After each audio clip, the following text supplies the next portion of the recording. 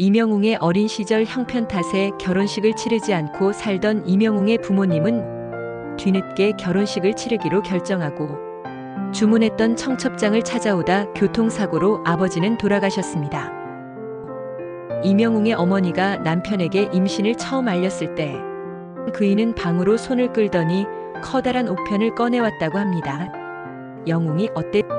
세상을 구하는 영웅 남자답고 이름조차나 우리의 영웅이야. 그러자 아내가 사람은 이름 따라간다지만 너무 센 이름은 좋지 않다던데 애 놀림당하면 어쩔 거냐는 투정에 영웅 본색 영화를 좋아했던 그 이의 둘째 낳으면 본색으로 지을 건데라고 웃었다고 합니다.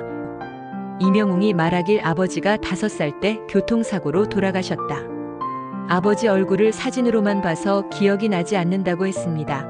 아버지가 돌아가신 후 어머니는 큰 충격을 받으셨고 자신이 기술이라도 배워서 아들 먹여 살리신다고 큰 삼촌댁에 저를 2년 정도 맡기셨다고 했습니다. 그때 엄마랑 떨어져 살았으며 아직도 기억이 나는 게 어린애가 유치원 가방에 엄마 사진을 달고 다녔다고 했습니다.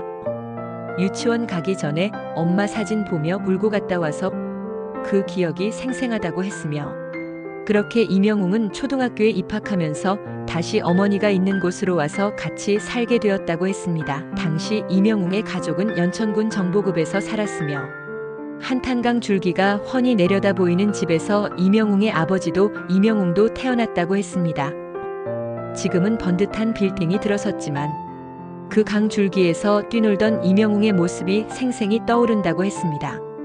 어릴 적 아비 없는 자식이란 소리 들을까봐 이명웅의 홀어머니는 물론 큰아버지며 고모까지 노심초사한 날이 하루 이틀이 아니었다고 했습니다. 어느 날 이명웅이 엄마에게 말하길 엄마 우리 아빠 없는 거 남들한테 말하면 안 되지. 그날따라 봄 꽃망울이 소담스레 길벽을 환히 밝혔으며 엄마 새끼손가락만 살짝 잡은 10살 아이의 시선을 따라가다 보면 그 끝에는 엄마 아빠 아이가 서로를 향해 웃는 가족들에게 향해 있었다고 했습니다. 갑작스러운 사고로 아빠의 빈자리로 어머니는 정신 나간 사람처럼 몇 날 며칠을 울다가 소리치다가를 반복하고 있을 때 문득 눈에 들어온 것은 흙바닥에서 뛰놀던 아이가 보였고 그때 어머님이 다시 마음을 잡으며 그래 우리 둘이 잘 살아보자였습니다. 그 아이의 눈빛은 아빠와 똑 닮았으며 생각이 많은 듯 표정을 읽을 수 없다가도 마냥 아이 같기만 했다고 했습니다. 이명웅의 어머니가 말하길 우리 영웅이는 항상 단단해 보였다. 내가 남의 머리를 만지며 하루 벌어 하루 먹는 궁핍한 삶에도 영웅이는 울지 않았으며 자기가 정말 영웅이라도 되냥 엄마 내가 뭐 도와줄까라고 늘 말했다고 합니다. 이명웅의 얼굴 상처, 아이의 얼굴이 어느 날 피범벅으로 일그러졌다고 했습니다. 초등학교 4학년 어느 날 밤 뛰어놀다가 담벼락에 꽂힌 유리병에 얼굴이 찍히는 사고를 당해 여린 피부가 많이 배웠습니다. 피가 흘러 티셔츠를 붉게 물들였는데도 아이는 뭐가 흐르기에 땀인 줄 알았다고 합니다. 30바늘이나 꿰매야 하는 대수술의 의사 선생님이 말하길 신경이 죽어 입이 제자리를 못 잡을 수도 있다고 했습니다. 어느 날인가 얼굴에 상처로 놀림을 받았는지 아이는 눈물 자국이 되어 잠들어 있었다고 합니다. 잠든 아들 얼굴에 약을 발라주다 문득 뒤로 훔치던 눈물에 깨어난 것인지 아들은 웃어 보이며 말하길 엄마 내 얼굴에 나이키가 있어 이거 보조개 같지 않아 라고 말하며 제대로 치료해주지 못해 가슴 아파하는 어머니를 위로해 주었다고 합니다. 7살에 KBS TV 유치원 하나 둘 셋의 웅변대회에서 대상을 차지할 정도로 어릴 적부터 남다른 길을 보여줬습니다. 어릴 적 꿈은 유명인이 되는 것이었고 사실 가수보다는 운동인으로서 유명해지길 원했으며 축구와 태권도를 좋아했습니다. 그리고 그는 중학교 3년 동안 내내 반장을 맡는 것은 물론 운동신경이 좋아 진로를 태권도 교육적으로 할까 생각도 했지만 스스로 말하길 내가 운동으론 이쪽에서 빛을 볼 수 없겠구나라고 일찍 깨닫고 난 후 운동을 그만두게 되었다고 합니다. 그렇게 운동선수를 꿈꿨던 이명웅이 음악으로 진로를 바꾸게 된 계기로는 고등학교 2학년 때 야간 자율학습이 하기 싫었던 이명웅은 마침 친구가 실용음악학원에 등록하면 야간 자율학습을 안 해도 된다고 말하며 학원 등록을 한다고 하자 그때 친구를 따라갔고 친구는 학원 자체 시험에서 떨어져서 못 다니고 본인만 붙게 되어 음악을 시작하게 합니다. 그렇게 가수의 꿈을 이루기 위해 실용음악과로 진학한 이명웅은 대학 시절 학비를 벌기 위해 오전에는 레스토랑, 오후에는 편의점 아르바이트를 했습니다. 특히 교내 편의점 아르바이트 중 한가할 때에는 같이 일하던 동료 아주머니들과 트로트를 즐겨 불렀는데, 그때 이명웅의 트로트를 듣고 너무 잘 불러 깜짝 놀란 아주머니들이 가요제 출전하기로 예정되어 있던 이명웅에게 트로트를 부를 것을 제안했다고 합니다. 그러나 이명웅은 발라드나 R&B 장르의 가수가 되기 위해 실용음악과로 진학했을 정도로 처음에는 트로트에 크게 관심이 없었습니다.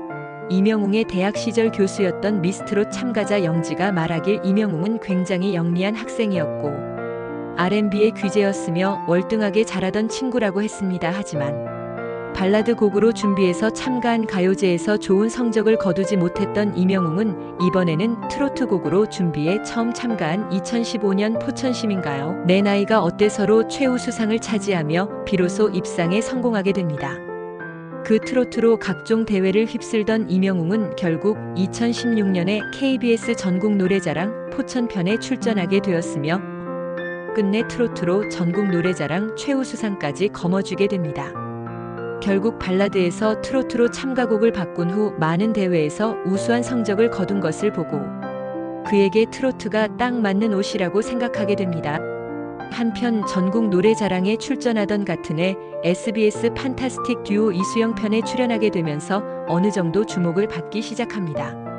당시 이명웅은 자신을 홍대 트로트 영웅이라고 소개하며 자신은 트로트 가수이지만 젊은 가수만의 신선함과 에너지를 갖기 위해 한강이나 홍대에서 당시만 해도 흔하지 않았던 트로트 버스킹을 한다고 밝혔습니다. 이날 방송에서 이명웅을 처음 본 장윤정은 그의 실력에 깜짝 놀라며 넌 내가 데리고 가야겠다라고 말하 최고의 극찬을 했었습니다. 그렇게 SBS 판타스틱 듀오 출연 이후 한 연예 기획사에서 연락이 왔고 2016년에 마침내 데뷔 앨범 미워요를 발표했습니다.